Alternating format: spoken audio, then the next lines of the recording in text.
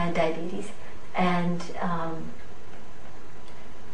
it turned out that the committee that was set up within EFSA to look at artificial sugars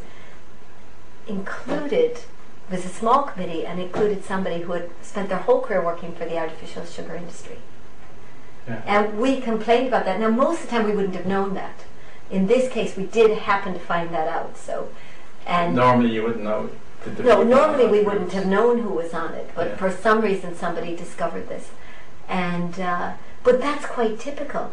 And of course they found nothing wrong with the artificial sweeteners. Yeah. Donald Rumsfeld, he was in charge of the company that first made that, and he was also aspartame, had influence on the FDA that approved it. No, that has a very shady history, aspartame, and it is not a safe thing.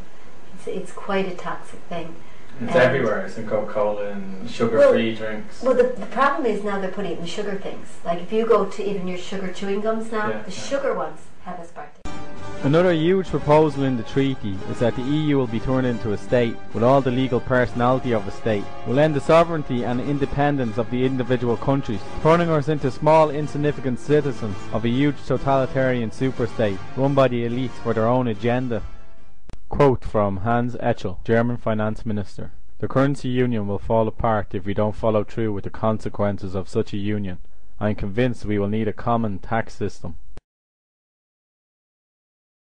One area which is of concern in that respect is, of course, the whole question of taxes, EU taxes, and the preservation of the special tax regime which has been so important here over the years to try and attract foreign companies to Ireland. At present, that couldn't be changed except unanimously.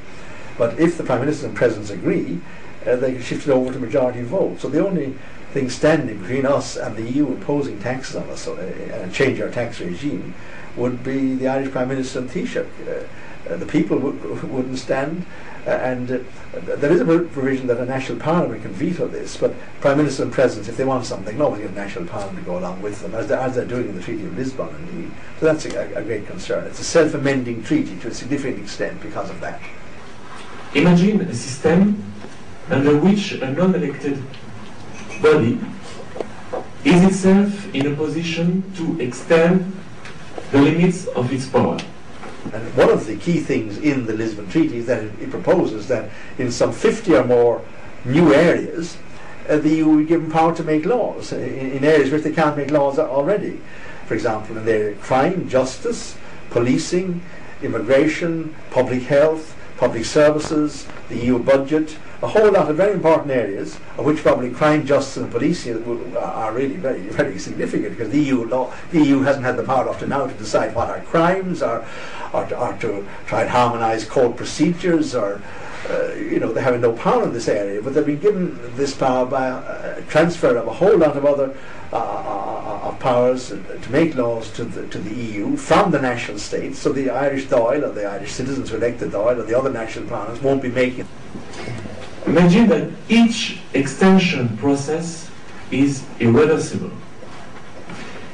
Imagine that the laws enacted by this central, huge, non-elected power gradually replace all your previous laws. As membership of the European Community, European Union, and what's proposed in this treaty is a huge shift of power, more power to the European Union, and putting more under the interest of the big states, and in fact giving it the constitutional form of a federation, of a federal state. Constitutionally, that's the most important thing in this treaty. It would actually make us real citizens for the first time of another state of the European Union, in addition to being Irish citizens. And the treaty makes quite clear that if there's any conflict between our duties as Irish citizens and citizens of the European Union, the latter, the European Union citizenship, would prevail. Imagine that this terrific process is underpinned by intense propaganda, to the effect that it is for your own good and in the name of peace. Welcome to the European Union.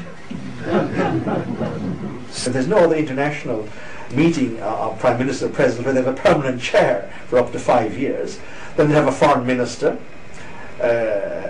who would have its own diplomatic service, which is also a whole new development, which would give the EU another aspect of a state, its own foreign minister. The constitution, which the French and Dutch rejected, they actually called it a foreign minister. Under the Treaty of Lisbon, he used to be called a High Representative for Foreign Security Policy, which is a change of name. It's one of the slight differences between the original constitution, which the French and Dutch rejected, and the Treaty of Lisbon, but it's only a change of name. Some symbols of the European Constitution rejected by the French and the Dutch people disappeared. But the base remains, as Jesper told you just before. Even Valéry Giscard d'Estaing, I can say this name without English accent. Even Valéry Giscard d'Estaing congratulated himself that 98% of his constitution had been rescued in this Lisbon Treaty. Setup of the EU, the most important change is that the European Union is being given the constitutional form of a state for the first time.